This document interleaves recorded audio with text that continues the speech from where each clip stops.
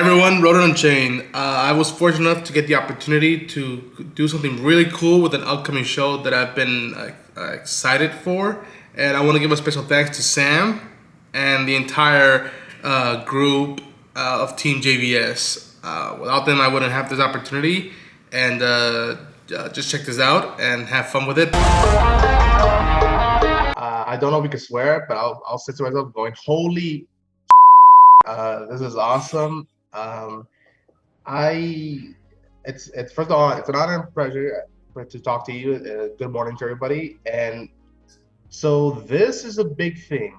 My first question is, when did this production started playing? Because it takes a few years to get for casting, to get the finance and all that stuff. And in the midst of all this, we still have Marvel and DC going on. So my question is to both the creators, Mr. Vaughan, Mr. Chiang, and also Mr. Rogers.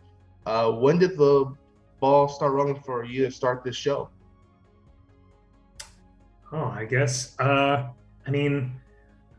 There was interest in adapting it almost right away when we released the book back in, when did it come out, Cliff? 2015, I think. 2015. Right. So right away, people were interested. I think, which was shocking to Cliff and me. We didn't ever anticipate this being anything other than a comic book, but right away there was interest, and I'm just so grateful that we got a chance to sort of finish the comic first.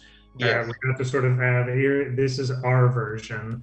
And then when it was done, I think it gave us this sort of freedom to say, we've told the story exactly the way we want it to. Now we want you to take it and run with it and go to places that we weren't able to, that we maybe didn't have time or the capability in comics to go to. And it's been a thrilling couple of past few years watching it come to life. Beautiful. Before I go any further, I've seen these interviews go before, so if I say anything that might sound repetitive or you get more similar questions, I apologize in advance. No No worries. problem. Oh my gosh. Yeah.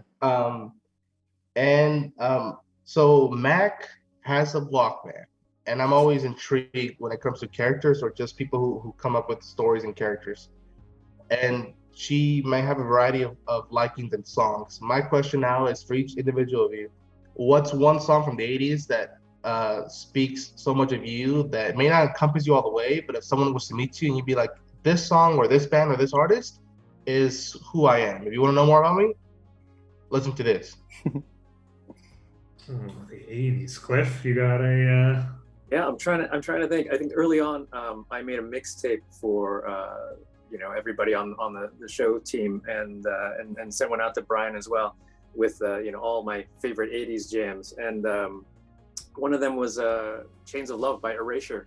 I think being open to queerness and other people's orientations and identities is really important, and only becoming more so. And it wasn't something that I necessarily caught on to when I first heard the song, and was 12 or 13, but it has grown to mean a lot to me. Beautiful. If we're going 80s specific, I just had a vivid memory of 1984 of my babysitter, Diane, calling a radio station over and over again to request Van Halen's Jump. And to just see this young woman's dedication of how badly she needed to hear this song, it just seems so cool to me and so interesting. And it just... whenever I hear it, I think about my babysitter, Diane, in the 1980s. That's sweet. And I think I'm going to get in just under the wire here, but I want to say Nirvana doing that cover of Love Buzz. Just because that was the band that, for so many of us, I know it's so on the nose, but just kind of ripped something open. And that was like getting deeper into their catalog, like finding out more than just that first album. Finding out it stretched back into the 80s was part of falling in love with them. So I'll say that. That's awesome. Yeah, my father grew up in the 80s, so almost anything I got from him was from that era and the 60s and 70s. So that's cool to hear the variety of choices. Nice. I have to admit that there are some T2 vibes because I've only seen the first 4 episodes. I got with this show. I mean, and I'll hopefully if Sophia doesn't like get mad at me, I'll tell her I got John Connor vibes right out of her character. Yeah. And Adina, she was a T1000 to one point. I looked at my friends and you're like, yo, like just put the music on from T2 and that's it right there. And the best compliment is you're not wrong. No, you're not wrong. Yeah.